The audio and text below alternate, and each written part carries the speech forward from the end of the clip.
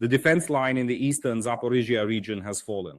The occupiers have now advanced by 8 kilometers.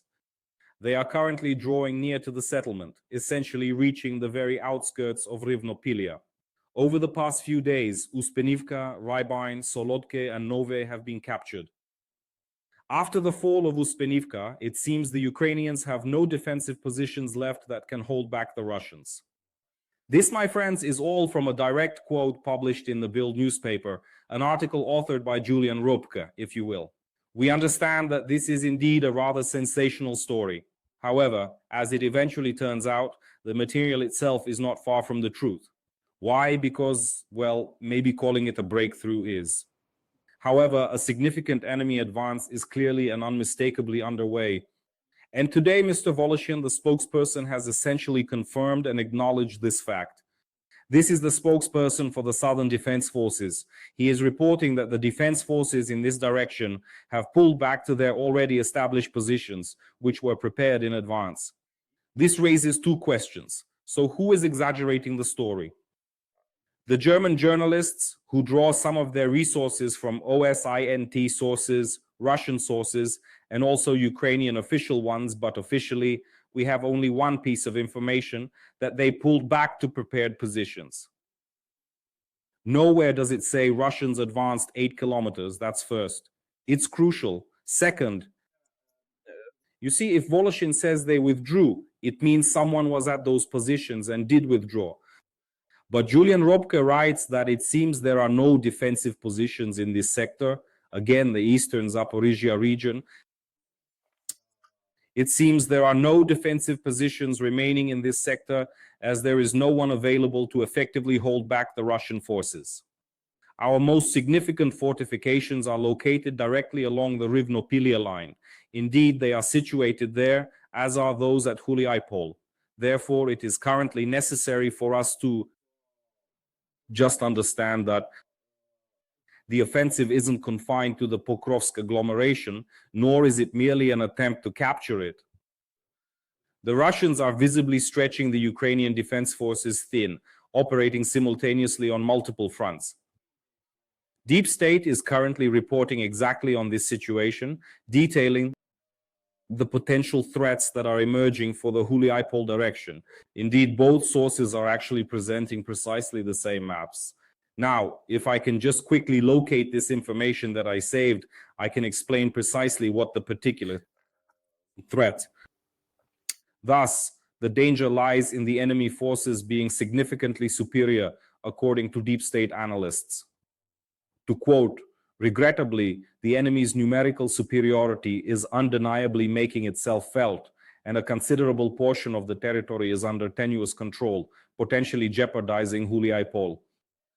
After all, the occupation of Rynopillia, if it happens, and according to BILD and Julian Röpcke, fighting is already taking place on the outskirts of Rynopillia. So Rynopillia's occupation will open operational space from the north to the city itself, complicating positions in Zelensky High, Vysoke, and Chervone. All this time, Huliaipole has been an impregnable city for the enemy, who once put in a lot of effort to try and enter the city, particularly from the direction of Marfopil indeed. A new route is now emerging, which possesses the potential to significantly hinder the defensive efforts within this crucial settlement located in the region. That's what Deep State reports. Additionally, Deep State notes in a separate analysis that the Russian Federation has been significantly expanding its front lines in recent days. In addition to Zaporizhzhia, there's also the Kupiansk axis, where the front line is currently being extended by 25 kilometers as a result of Russian military maneuvers. Furthermore, there is still progress being made in Vovchansk as well. So that's the story. Deep State is also now providing a schematic of the advance towards Kupiansk-Vuzlovyi.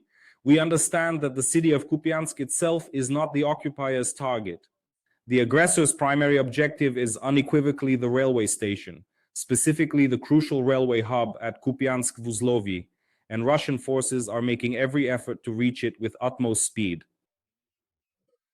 Simultaneously, we are conducting a defensive operation, the main objective of which is to, at the very least, somehow halt the infiltration into the city of Pokrovsk. General Syrskyi then made a rather alarming statement concerning the Donetsk direction, specifically regarding Pokrovsk, indicating that Putin is actively preparing for something significant, a decisive military operation aimed at capturing the Donbas region. And it further states that there is an accumulation of forces totaling 150,000 orcs being drawn towards that direction. Here's a direct quote from Syrskyi. The Russian command has sent about 150,000 occupiers to the Pokrovsk area. Russia's objective is to encircle Pokrovsk and its adjacent cities from the north, south, and east, thereby severing supply routes and expelling any civilians in its latest attempt to seize the entire Donetsk region. 150,000 indeed. I do, however, have a different figure to share. This information comes directly from the 7th Air Assault Corps of the Armed Forces of Ukraine, which is currently conducting a defensive operation in the Pokrovsk agglomeration.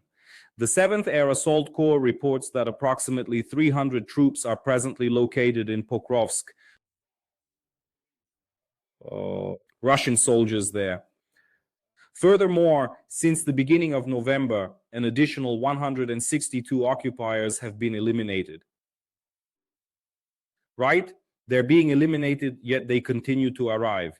In fact, reports from the 7th Corps indicated that as of last week, there were 200 in Pokrovsk, Russian servicemen in Pokrovsk, and now there are 300. This means they persist in accumulating there and are gradually infiltrating the city itself. At the same time, there's another statement from Volodymyr Zelensky. Look, this is the information. It's quite well. I wouldn't go so far as to call it highly controversial, but it does somewhat stand in contrast to what Commander-in-Chief Syrskyi states, and it also differs considerably when we compare it to the figures from last week, as reported by the 7th Air Assault Corps. Volodymyr Zelensky states, based on reports, as shown in this screenshot from his official Telegram channel, there were front reports, and significantly, the occupier achieved no major results. Well, honestly, who am I to question or comment on the data that Ukraine's President Volodymyr Zelensky is receiving? However, there were 200 occupiers in Pokrovsk, now there are 300. That's a 1/3 increase in a week. Well, these are tangible results, right? Pokrovsk direction, Röpcke area, Donetsk region overall. We defend our positions on all other fronts, which is our nation's most significant achievement. I wish to extend my gratitude to each and every unit and to all of our brave warriors. Thus, 200, 300, and you call that a significant result? That's definitely not a significant result. However, this video I'm about to present to you, that specific footage of the infiltration into the dense fog, I mean challenging weather conditions, you can't quite discern these orcs. But if you haven't yet witnessed it, this is precisely how it appears, truly. So, look at this. It really resembles an invasion by some Nazis during the Second World War, as if they're entering, I don't know, some Polish town, right? It truly gives off that kind of unsettling vibe.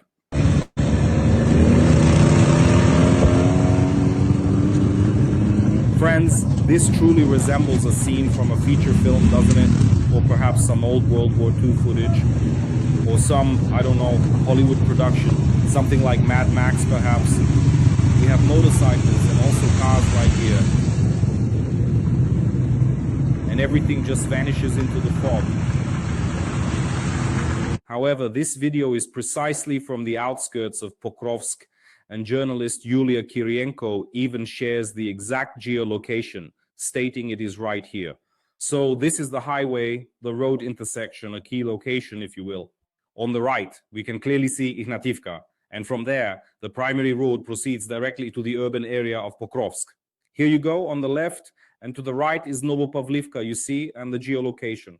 This specific video has been officially verified and identified by an accredited journalist who operates in areas directly adjacent to the front lines, thus confirming that these events are indeed transpiring precisely in that location.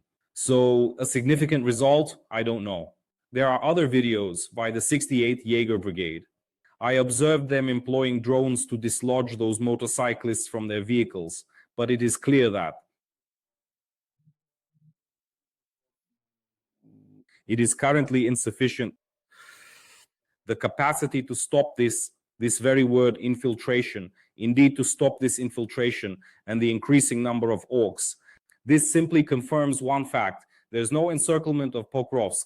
If forces are there, Russian troops, I mean, well, who and how are they encircling the city if they are already inside it? So stop listening to talk about encirclement. Myrnohrad is another matter, but there too, as I understand it, defensive actions are ongoing. Furthermore, the Ukrainian defense forces continue to maintain their presence in Myrnohrad. On one hand, it's the general staff's decision, who has the clearer picture, but on the other hand, the decision is quite incomprehensible, and not just to from those reports and the commentators offering their views to Ukrainian media and evidently to the highly reputable Financial Times. The Financial Times is asking, why are the Ukrainian armed forces and defense forces delaying their retreat? Why is Ukraine delaying its retreat? They're referring to Pokrovsk here.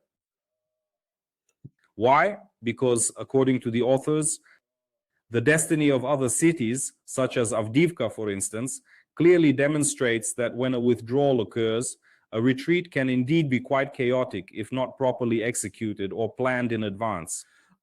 Plus, a huge problem arises, which they also point out, concerning UAOU, unauthorized abandonment of units, and how and by whom it's confirmed. They cite, there are quotes attributed to certain Ukrainian military personnel, identified by their call signs. These soldiers informed the Financial Times that in specific segments of this ongoing defensive operation, only drone operators and their drones are actively involved, essentially creating what is referred to as a kill zone. Thus, the authors conclude that even though a kill zone is a splendid and effective strategy that halts the advance of the occupiers, concurrently, on the other hand, a kill zone is essentially just UAVs, FPV drones. And that, to put it mildly, is a cause for considerable concern. Wouldn't you agree? Right. Bezula exposes this problem of somewhat confused communication that is taking place. Now let's turn our attention to what is currently unfolding along the Zaporizhzhia front line in particular. And what she describes is that following, after Uspenivka fell, Ukrainian forces seem to lack defensive positions to slow the Russian advance. She's quoting, by the way, the publication BILD. Mariana Bezula is quoting BILD. And then she writes about, well, other fronts, Kupiansk, Zaporizhzhia. Russia expands the front. Beyond their current offensive in Zaporizhzhia and Dnipropetrovsk regions, they push north of Kupiansk, widening the new front by 25 kilometers. The advancement in Vovchansk is also ongoing, and it's yet another town that found itself utterly unready when the Russians launched their renewed invasion of the Kharkiv region in 2024. General Sudol, still unpunished, like Syrskyi, was partially held back by losses, and for now, the Russian advance on Kharkiv has been halted. And then she writes, I repeatedly warned about this. I wrote about it numerous times, yet we have Syrskyi and the guards in the general staff and the entire headquarters who don't even consider this. Who is Mariana to them, Mr. President? All right, we won't delve into that. The Russians diverted our attention in Pokrovsk, yet they are advancing on Zaporizhzhia. They are performing maneuvers. Yes, that pretty much covers everything. Next, there's a touch of sarcasm from Mariana Bezula. But what is the essence of it all? Mariana Bezula is essentially questioning whether President Volodymyr Zelensky truly is receiving a complete and accurate overview of the way our defensive operations are unfolding across various individual sectors of the front line. Is he truly getting a full grasp of the ongoing situation? That is, in fact, an exceptionally good question. But for some reason, it seems to me that we will never hear the answer because, well, that is essentially a military secret. So